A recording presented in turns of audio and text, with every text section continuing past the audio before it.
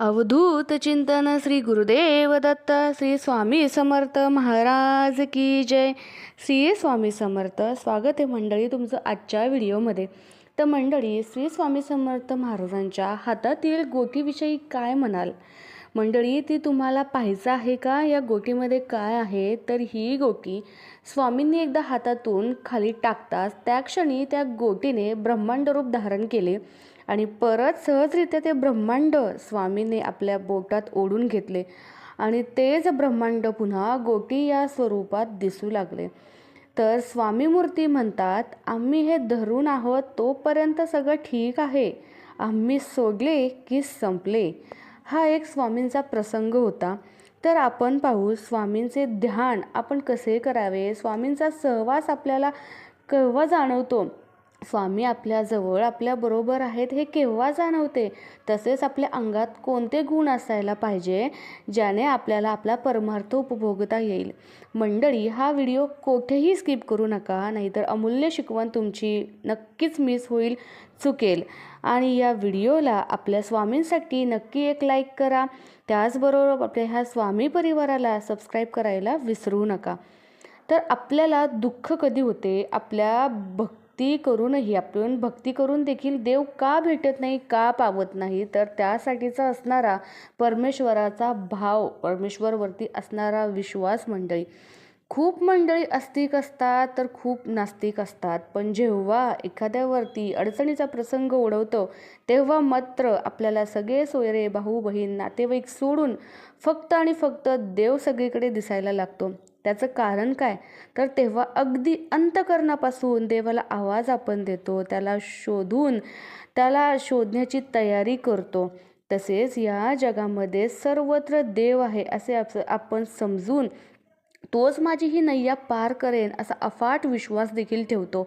आणि जेव्हा श्रद्धा, विश्वास आणि भक्ती आपण आपल्या आयुष्यात ठेवतो तेव्हाच परमेश्वराचे भान आपल्याला होत असते, तेव्हाच नास्तिक देखील आस्तिक बनतो मंडळी.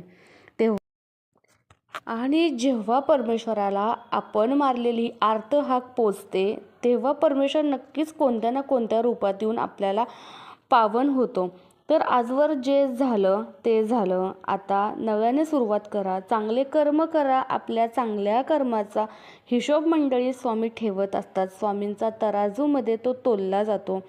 जसं अशक्य ही शक्य करतील स्वामी, तेच जोपर्यंत आपलं पुण्याची चांगल्या कर्माचे पारगे भारी होत नाही तोपर्यंत आपल्या इच्छा पूर्णत्वाला लागत नाही, त्याची सुरुवात होत नाही. जी इच्छा आपण मागत असतो ती पूर्णत्वास जायला विलंब होत असतो. पण धीर सोडायचा नाही, निस्वार्थी सेवा करत राहायची. या कर्माचे फळ तुम्हाला मिळणारच आहे ही आशा कधीही सोडायची नाही.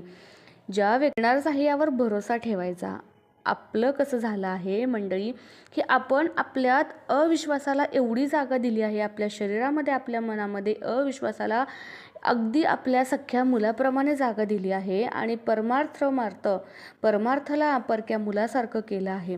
ज्या गोष्टींचा सहवास होतो, ज्या सहवासात आपण आपले मन रमत असतं त्याचेच परिणाम आपल्या मनावर होत असतात.